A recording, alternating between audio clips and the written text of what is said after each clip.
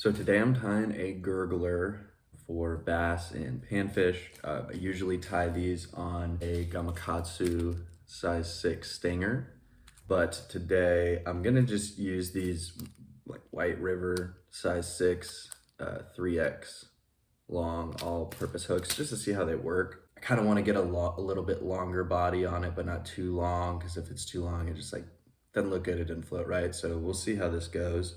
I am not super particular about fly tying materials. I know that your flies look better and you might feel more confident in it, but to me, I want to spend as little on materials as possible, and if one type of thread can get it done when you're supposed to use another, like, I'm gonna use the kind of thread that I have. I think this will work fine. I think this is what people usually use anyway, but I'm using 140 UTC. I'm using olive because I don't have chartreuse, but we're tying a chartreuse gurgler today. And this is gonna be like a pretty standard gurgler pattern. I change it up sometimes because it's fun, but I believe I'm just kind of going with your standard warm water gurgler right now. I'm gonna take wraps all the way to the hook point, and then I'm gonna grab some chartreuse marabou. You can use bucktail.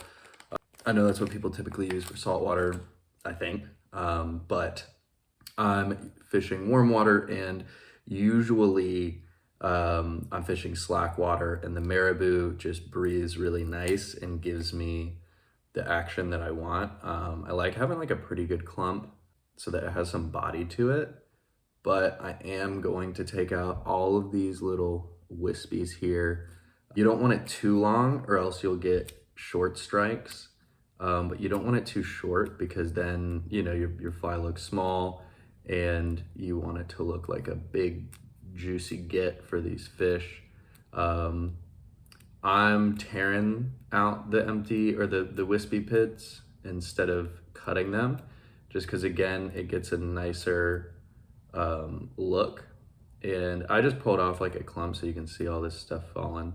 And then I'm gonna measure like about the hook shank, and then I'm just gonna pinch it and take a look to make sure it's what I want. And then I'm gonna take 2 loose wraps, just kind of tighten it down. Sometimes if you tighten it too much, it'll roll down kind of like it's doing right now. And I just don't like the way that that swims. Then I'm gonna trim it up and secure that to the shank. Once again, I'm not spending too much time on making sure this is clean. You don't want it to look bad, but you know, again, this is never going to look like what the fish thinks it is. It's just supposed to look similar, and you're supposed to be fooling the fish, not yourself. And you'll get a better idea of what works the more you tie them and the more you fish them. And this is what works for me in my area. So I'm gonna take some of this pearl midge flash, like 4 strands, and I'm gonna fold them up, so eventually it'll be 8. And I like to fold it in half and then just secure it on the side, and then split them in half and take that other half and roll it around to the other side. Because again, I'm sure that the fish can see it if it's on the top, but I feel like it makes the most sense for it to be at the bottom, or on the sides to kind of blend in with the marabou. Then I'm gonna pull some chartreuse foam. This is 3mm. I got a bunch of different colors, a bunch of different squares for like $10 on Amazon. I can put the link for that in the description. I also got some 2mm foam. I use the 2mm for hoppers, and I use the 3 for the gurglers. And I'm gonna do like a 1/2 inch, and I might just end up trimming it down a little. And then I'm gonna cut like 2.5 inches long by 1/2 inch wide, something like that. Might have actually, let's see. So, and then I'll just kind of like, I like to fold it back. And if you can do that and get a little S shape on the top, then you should be good. What I'm doing now is just cutting a little triangular cut in the end to round it out for when I secure it to the hook shank. You can do it slimmer than that if you want, whatever works for you. And I'm gonna take that like 1/4 of an inch down the hook shank from where I plan on tying it in at. I think that looks good to me. And I'm gonna take like a medium wrap, and I like to just do go all the way down without tying it too tight so you don't split the foam, and then I'll go back with tighter wraps, partially to get the foam where I actually want it, and then partially so I don't end up splitting the foam anywhere. I'm gonna tie in some Estas. Before I got this, I actually was just essentially palmering marabou, and it was really frustrating. And I had to use, a few strands, but I would just kind of use like the wispier bits. And that was a lot of work, but it got a super buggy look in slack water, which was very cool. I did like that. And now I'm gonna leave like 1/4 to 1/8 of an inch on the hook shank. I'm gonna leave my thread there so I don't end up wrapping the Estas too far.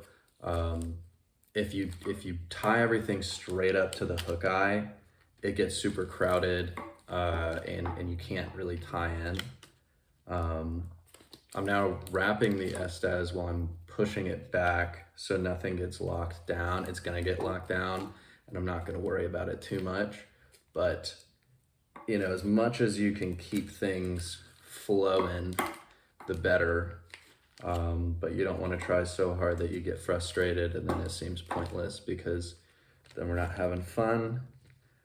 And then we get annoyed when we lose the flies because we spent so much time on it. And next thing you know, we hate fishing. So I'm going to lock that down here. Cut it. I'm going to pull this back while I secure it all in. Put a little thread down by the hook eye. Maybe give it like one more. Cool. And now you can just fold this over and wrap it up, but I like putting in a few silly legs. I don't like too many. I'm just gonna take one strand and fold it in half, and then we'll essentially have 4 little legs. And this can get frustrating, especially if you don't leave enough room towards the end. I'm actually gonna bring it back just a little bit more.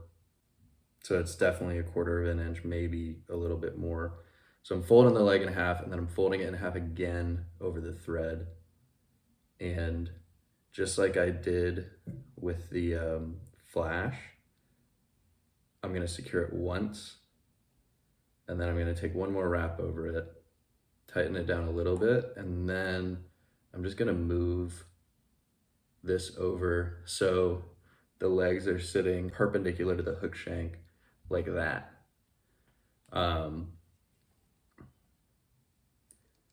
And then I'll go ahead and cut it right down the middle.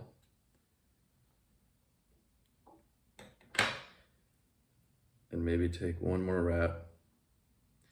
And now we're going to put our final touches on the foam. You can pull it all the way forward, but I don't really like to do that. I do like to give it a little bit of bounce, but you don't want to give it too much, because if you're like this, then it'll float on its side.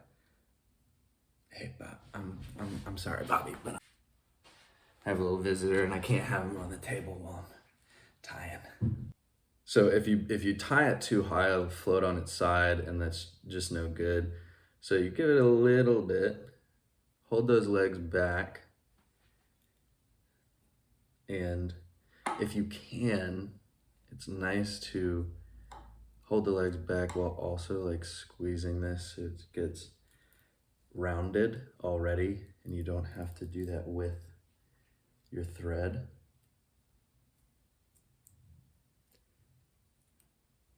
I'm gonna take a third wrap, and then now that it's secured, I'm just gonna make sure everything is kind of balanced and even.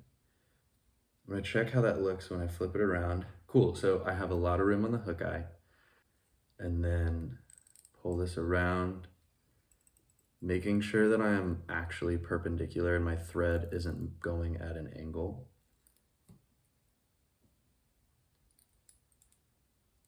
Keeping this from moving. You can use super glue, but that just kind of adds an extra step that I do not enjoy. I'm gonna take 3 or 4 wraps and then just lock it in. Make sure things are even and looking how I want them to look. I'm gonna pull these back, come straight forward, and just take some wraps that reach all the way back. Making sure not to get your legs in. One thing you can do is take your legs and just like crisscross them behind that fold, and that keeps them out of the way. So you don't have to get all up in there with your hands, and instead you can use that to go to the foam and just build up a little thread dam to keep that foam popping up. And then make sure everything looks good. I'm liking how it's looking. And then I'm just gonna whip finish it on the top.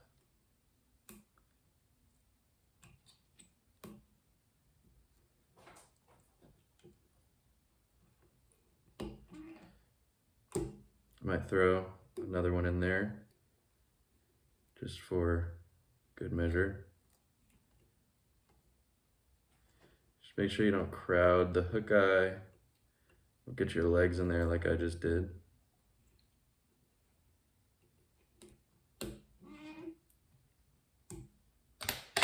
We're gonna cut our thread.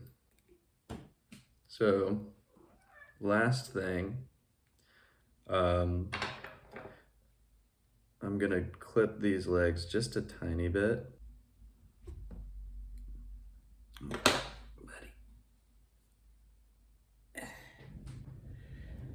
Look at this beast. Like I was saying, this is for bass and panfish. And so they're not as picky as some of the other fish, or rather they kind of like something that looks real buggy. I'm also gonna trim this flash up just a tiny bit so it just goes like a smidge past the marabou. And there we go, we're done. That is the final product. I think this will float really well. I also think it'll look nice and buggy. I'm pretty satisfied with this overall. It's a little lopsided, but I feel confident it'll float well.